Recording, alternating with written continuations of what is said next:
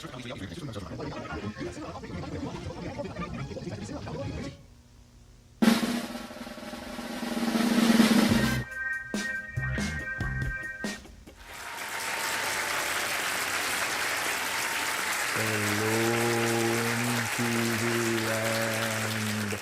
everybody, my name is Mark. Welcome to Be Kind Rewind. I'm this week's host, and this is the show where we review anything and everything about entertainment. If you're looking for a frighteningly good time this Halloween, Eastern North Carolina is home to some of the scariest and most thrilling haunted houses in the Southeast. Here are two of the top haunts in Eastern North Carolina. Located in Youngsville, North Carolina, the haunted house at Panic Point is in its 11th year and is one of the most attended outdoor haunts in the eastern part of the state. Not suitable for children or the faint of heart, children under 9 are actually not even allowed inside this haunt. Featuring a large center area with multiple bonfires and a live DJ, Panic Point is made up of 5 separate haunted attractions and 35 unique scenes that range from the mildly spooky on the hayride to the completely terrifying on the dark trail. The haunted trail is the main attraction, of course, where you will find the most scenes, haunters, and screams at Panic Point. 11 distinct scenes over the dim half-mile trail challenge your readiness for mayhem and fright. The scene masters at Panic Point work year-round on this, and the other 2 big attractions, and let me just say the annual visit is always worth it. This and the dark trail never disappoint those looking for some seriously spooky fun. Speaking of the dark trail, this feature started out in 2011 as what was called the Dark Walk, a literal walk through the woods in the dark, holding on to nothing but a rope on each side, which quite frankly was scary as hell. Over time, several themed scenes were added, but the darkness remained, and so does the fear. The rope on both sides of the trail also remains, but that is the only way the Dark Walk, which is now known as the Dark Trail, even resembles its earlier version. Out of all the attractions at Panic Point, this is by far the most intense.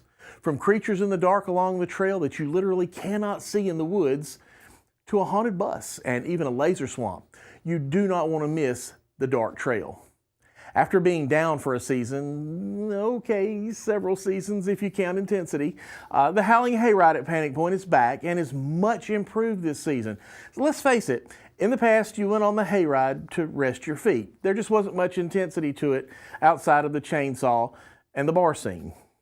However, the scene masters at Panic Point had an entire extra year because of social distancing requirements to master the hayride, and they promise that it is back and better than ever. And quite frankly, I personally can't wait to ride the thing this year and see what they've come up with. Now, if you're into horror movie slashers, and who isn't into horror movie slashers, the Killers in the Corn is the attraction at Panic Point for you.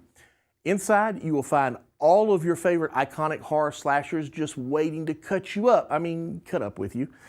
This is by far my favorite attraction at Panic Point. The center area there is just that. It's a place to congregate, have some food for mom and dad to wait and warm up by the fire, and where the haunters that really have no clue how to scare you, and they're assigned there to hang out with chainsaws. So if you're the scaredy cat, that's your place to hang out at Panic Point. Now, Panic Point gets a solid 4 out of 5, and if the hayride is up to stuff this year, it easily moves to a full 5. You can get their hours and pricing at RaleighHauntedHouse.com. Now, when we come back, we'll take a look at my personal favorite haunt to visit, and it's closer than you think. Whether you learn best in an online environment or you prefer a face-to-face experience, Nash Community College offers both to meet your educational goals. If you're looking to enhance your skills or need a new calling, NCC provides short-term training opportunities that lead to new careers. You can schedule a campus tour or request information directly at nashcc.edu/info. Enroll today and get your future started.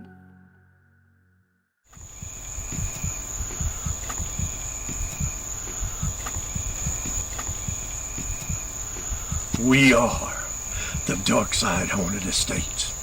A real haunted adventure.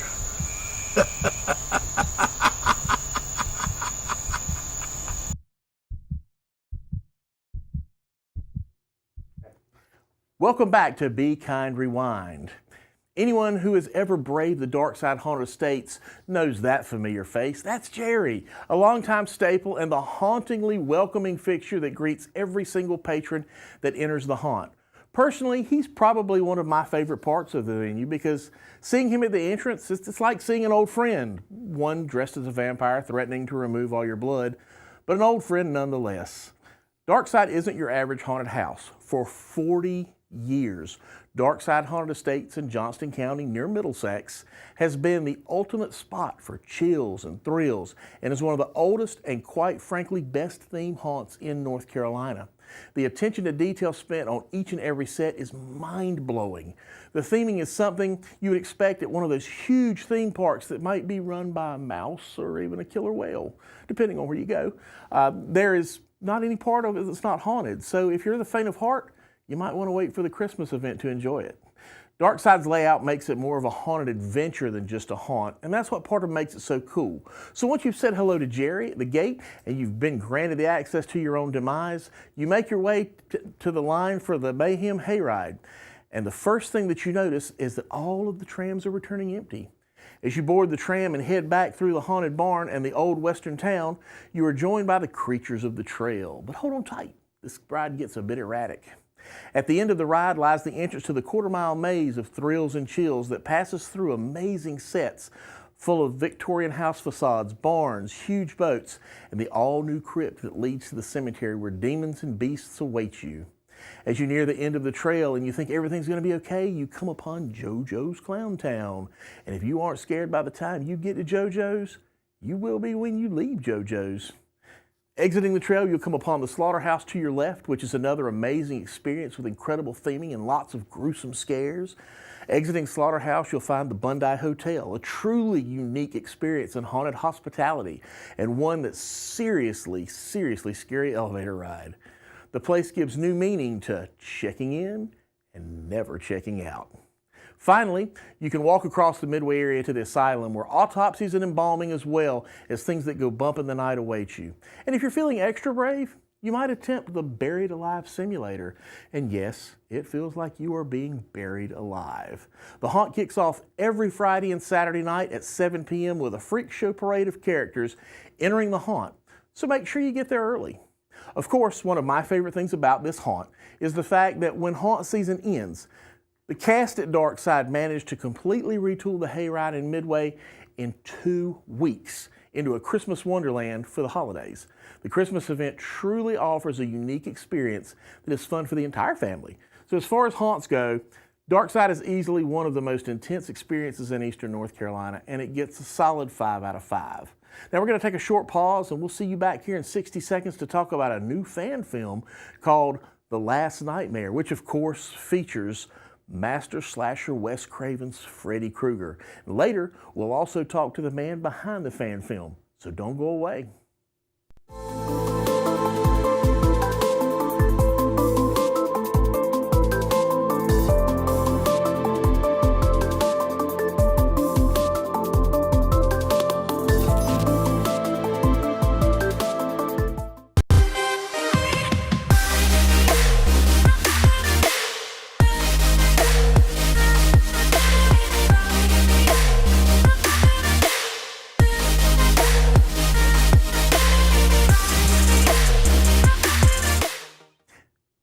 Welcome back.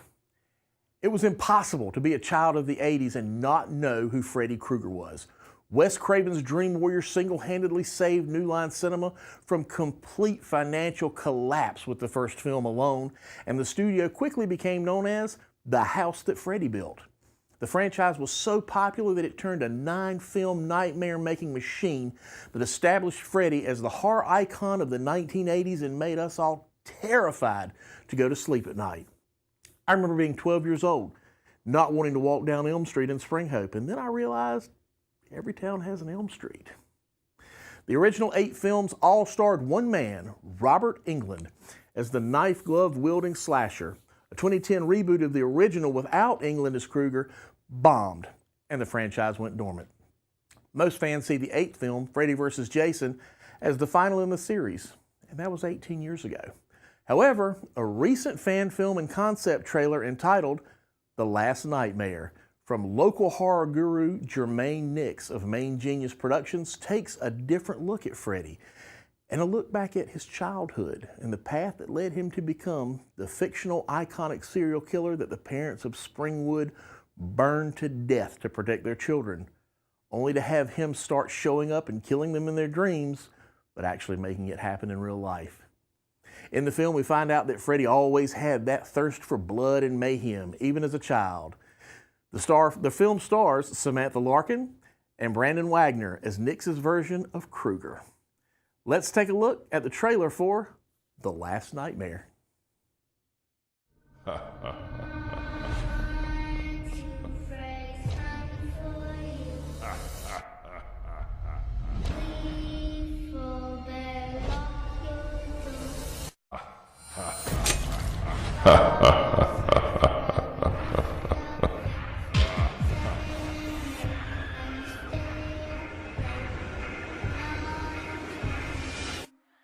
Never sleep again.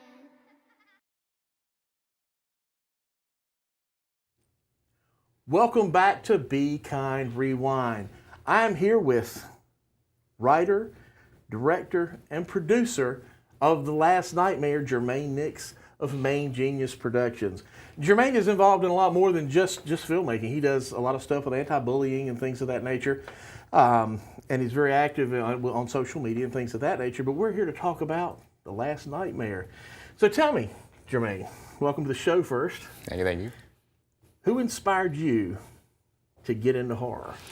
Actually, James Wan, he did all the Conjuring, all the Sidious films. That's definitely my role model of getting into horror, because his vision with horror and the camera work and all his stories are amazing.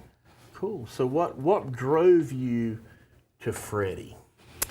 Freddy Krueger is someone that you can't pretty much run away from, even when he comes to your world, especially he's in the dreams, but when he comes to your world, you're pretty much in trouble. Freddy Krueger is just that classic slasher that just is an amazing horror character that just pretty much brings everyone scared. Even if you look at him, it's like, oh, you're in trouble. Yeah.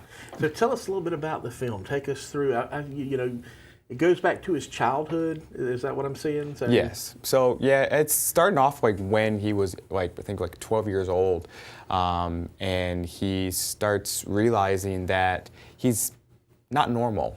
He started killing his pets, his pet cat, and then he started having a slumber party with his friends, and he slaughtered his friends, and then pretty much he realized that this was his new psychology problem that he needed to figure out. His mom thought it was normal, that he was going through a boy stage and he didn't want his son to get help.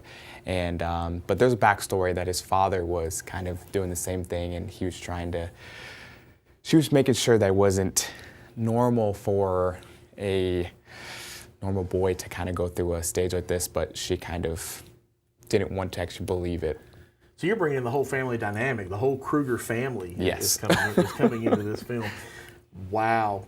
And this was shot locally? Correct. Okay. And obviously, I think you had local actors involved in this as well, which is something that you like to do with your films. Correct. So, if someone happens to be watching, if you follow Jermaine on his stuff, he always puts his casting calls out for crew and for talent and everything else. So, Last Nightmare, when does it drop? It drops October 29th on YouTube, and it's under Main Genius Productions on my YouTube channel. And is that your YouTube channel as well? Correct. Main Genius Productions. So, and what other social media can folks follow you on? Every social media. Is it all under Main Genius? Yes. All under Main Genius Productions. So, thank you for coming out today and talking to us about Freddy. I happen to love Freddy. I spent a lot of time on this particular set with you. I know you've got some other really cool stuff. What's that next one called? It's going to be Fearsome Howls. That's going to be my first creature film, which the costume that we're building is actually going to be 7 feet tall. And this is completely your concept Correct. as well. Yes. That is awesome. I can't wait to be a part of that film, man. I can't wait to be a part of that film. So, thank you for coming out today, and thank you for joining us on Be Kind Rewind. And in just 7 days, next Friday, Do Something Interesting will be back, and we hope that you come back then And I don't know what talent they've got, but it's always something great, funny, whatever you want to see, it's going to be here. We'll see you then. Thank you for coming, and we're out.